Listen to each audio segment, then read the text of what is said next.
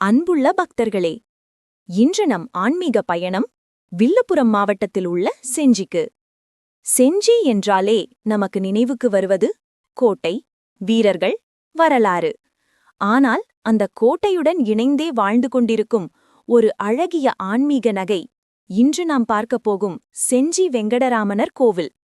இந்த கோவில் மட்டும் ஒரு ஆலயம் அல்ல, அது ஒரு வரலாற்றுச் சின்னம், கட்டிடக்கலைக்கு ஒரு புதையல், பக்தர்களுக்கான அருள் நிலையம். வீடியோவின் முடிவில் லைக், ஷேர், சப்ஸ்கிரைப் செய்ய மறக்காமல் பாருங்கள். வாங்க நம் பயணத்தை தொடங்குவோம். வரலாற்று பின்னணி. செஞ்சி தமிழ்நாட்டின் மிக முக்கியமான கோட்டைகளில் ஒன்று. சோழர்கள், பாண்டியர்கள், ஹோய்சாளர்கள், விஜயநகர மன்னர்கள், நாயக்கர்கள், மராத்தியர்கள், முகலாயர்கள், பிரிட்டிஷ் எல்லோரும் இம்மண்ணில் ஆட்சி செய்தனர். 16ஆம் நூற்றாண்டில் மதராச நாயக்கர்கள் செஞ்சியை தங்களின் தலைநகரமாக அமைத்தனர். அக்காலத்தில் கட்டப்பட்ட மிகப்பெரிய விஷ்ணுவாலயம்தான் வெங்கடராமனர் கோவில். இந்த கோவில் வெறும் வழிபாட்டுத் தலம் மட்டுமல்ல, அரசரின் சக்தி, செல்வம், பக்தி ஆகியவற்றையும் வெளிப்படுத்தியது. கோவில் அக்காலத்தில் செஞ்சியின் பொது அரசியல், மத, சமூக வாழ்க்கையின் மையமாக இருந்தது. கட்டிடக்கலை மற்றும் சிறப்புகள்.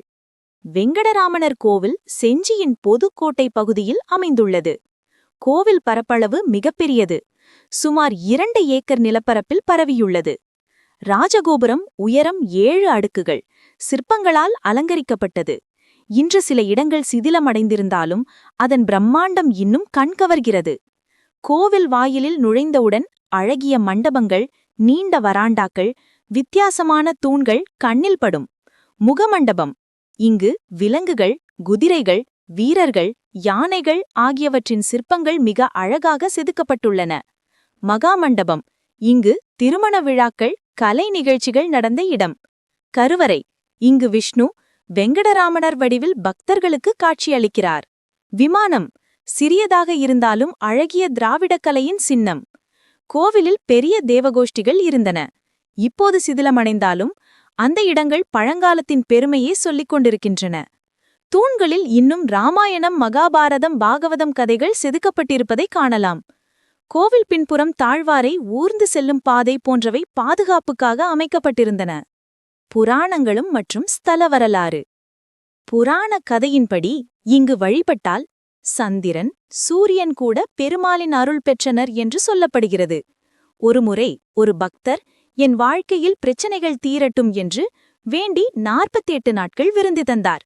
48ஆம் நாளில் பெருமாள் அவருக்கு கனவில் காட்சியளித்து ஆசிர்வதித்தார். அதன்பின் இந்த கோவிலில் விரத பூஜைகள் அதிகரித்தன. கோவிலின் சுவர்களில் சில இடங்களில் துளசி மாலை, சங்கு, சக்கரம் ஆகியவை செதுக்கப்பட்டுள்ளன. திருவிழாக்கள் மற்றும் வழிபாடுகள். நாயக்கர்கள் காலத்தில் ஆண்டுதோறும் மிகப்பெரிய பிரம்மோற்சவம் நடைபெற்றது. இப்போது விழாக்கள் குறைந்தாலும் வைகுண்ட ஏகாதசி, புரட்டாசி சனிக்கிழமைகள், தீபாவளி, பௌர்ணமி நாட்களில் சிறப்பு பூஜைகள் நடைபெறுகின்றன.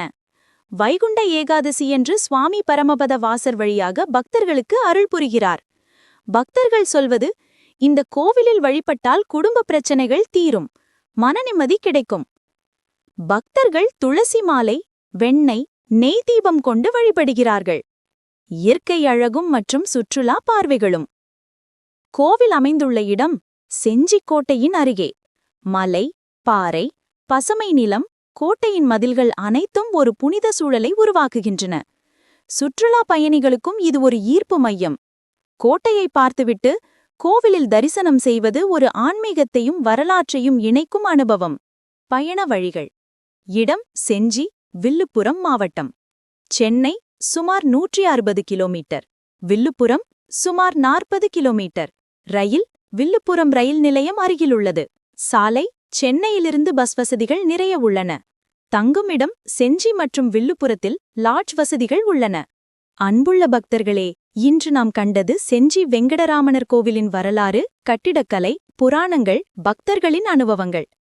நாயக்கர்களின் பக்தியையும் கலையையும் வலிமையையும் வெளிப்படுத்தும் இந்த ஆலயம் இன்றும் பக்தர்களுக்கு அருளை வழங்கி வருகிறது. இந்த வீடியோ உங்களுக்கு பிடித்திருந்தால் இடகை நோக்கி சுட்டி வரும் கையை பிடித்து 2 முறை தட்டி லைக் செய்யவும். ஓட்டையில் வீறும் சிவப்பு சப்ஸ்கிரைப் பட்டனை இடகை நோக்கி பார்த்தீர்களா? இலவசமாக சப்ஸ்கிரைப் செய்யவும். வெங்கடராமனர் அருள் எப்போதும் உங்களோடு இருக்கட்டும். ஓம் நமோ நாராயணாய.